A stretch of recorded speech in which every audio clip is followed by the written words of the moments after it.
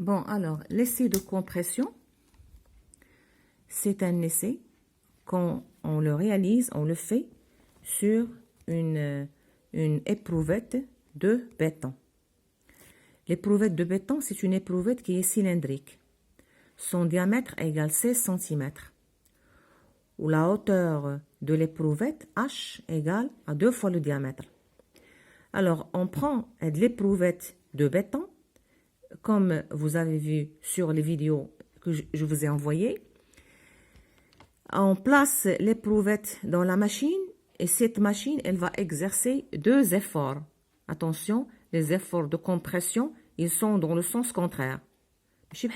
traction, les efforts, ils étaient orientés vers l'extérieur. F, le sens d'elle vers le haut, ou le sens d'elle vers le bas. D'abord, au contraire, d'abord, ce sont des forces de compression. Donc, il essaie de comprimer l'éprouvette. D'accord? Voilà. Alors, au début, l'éprouvette, elle a une longueur, ou là, une hauteur de 32. Ou lorsqu'on exerce l'effort, elle se raccourcit. Attention, mais chez allongement. Allongement, on dit qu'est-ce qu'on a traction. D'abord, la compression, elle se raccourcit. Donc, le raccourcissement, delta L, il se raccourcit.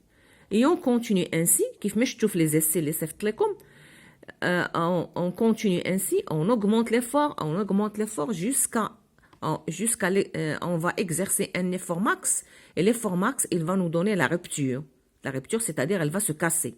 L'éprouvette, il se casse. les vidéos, les d'accord? Voilà.